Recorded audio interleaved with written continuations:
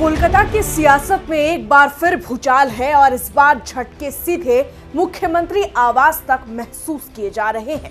जिस खबर को सुनते ही ममता बनर्जी की परेशानी बढ़ सकती है, आज वही खबर हम आपको बताने जा रहे हैं। वो खबर आज दिल्ली से नहीं निकली, बल्कि खुद प्रवर्तन निदेशालय के डायरेक्टर के कमरे से निकली है। ईडी डायरेक्टर राहुल नवीन, नाम याद रखिएगा क्योंकि इस नाम ने इस पूरे केस को फिर से रेड अलर्ट मोड में डाल दिया है।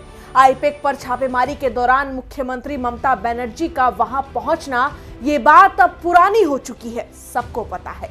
इस पर खूब सियासत हो चुकी है, लेकिन असली खेल अब शुरू हुआ है। सीधे मुद्दे पर आते हैं। ईडी डायरेक्टर राहुल नवीन ने कोलकाता पहुंचते ही जो कुछ किया, उसने एजेंसी के अंदर भी हलचल मचा दी है। 3 दिन के दौरे पर गुरुवार को कोलकाता पहुंचे राहुल नवीन ने शुक्रवार सुबह ही ईडी के कोलकाता क्षेत्रीय कार्यालय में लंबी और गंभीर बैठकों का दौर शुरू कर दिया।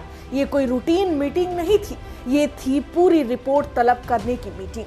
8 जनवरी, याद करिए वो तारीख। आईपैक के सॉल्ट लेक ऑफिस पर छापा और आईपैक के सह संस्थापक प्रतीक जैन के लॉर्डन स्ट्रीट स्थित घर पर तलाशी।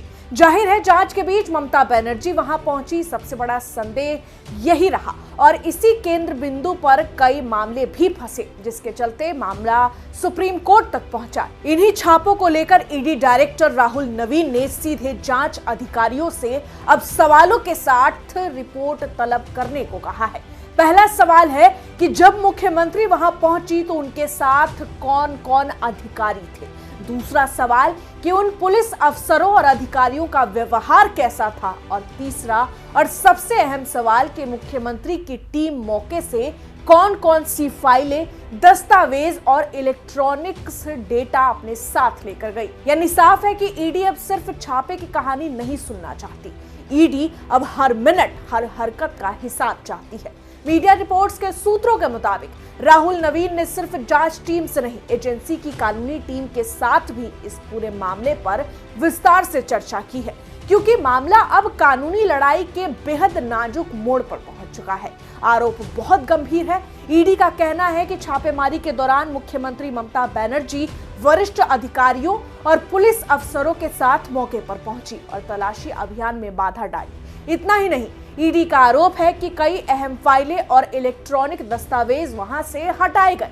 यही वजह है कि ईडी ने इस पूरे मामले की सीबीआई जांच की भी मांग कर दी है। गौरतलब है कि जब जांच के दौरान ममता बनर्जी 8 जनवरी को वहां पहुंची थी, उस बीच उनके हाथ में एक ग्रीन फाइल भी थी, उस पर भी काफी सियासत मची। बहरहाल मामला अब शीर्ष अदालत तक पहुंच चुका है और कोर्ट ने कोलकाता पुलिस द्वारा ईडी के खिलाफ दर्ज एफआईआर पर रोक भी लगा दी है। यानी मैदान अब पूरी तरह से कानून के हाथ में है। अब सवाल उठता है कि आईपैक पर छापा क्यों पड़ा।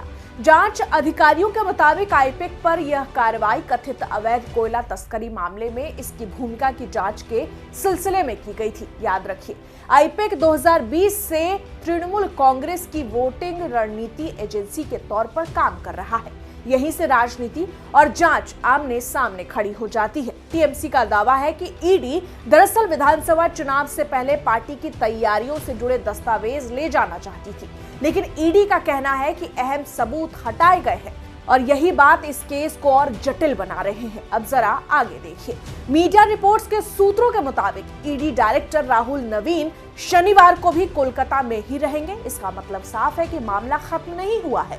ईडी के क्षेत्रीय अधिकारियों को शनिवार को भी दफ्तर में रहने के निर्देश दिए गए हैं और कहा जा रहा है कि डायरेक्टर भावी कार्रवाई को लेकर बड़े निर्देश दे सकते हैं। सवाल है कि किन मामलों पर, तो ध्यान से सुनिएगा।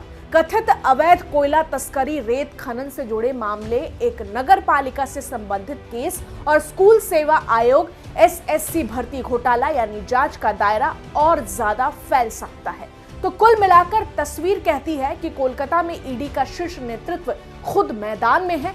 आईपैक छापे की हर बारीकी फिर से खंगाली जा रही है।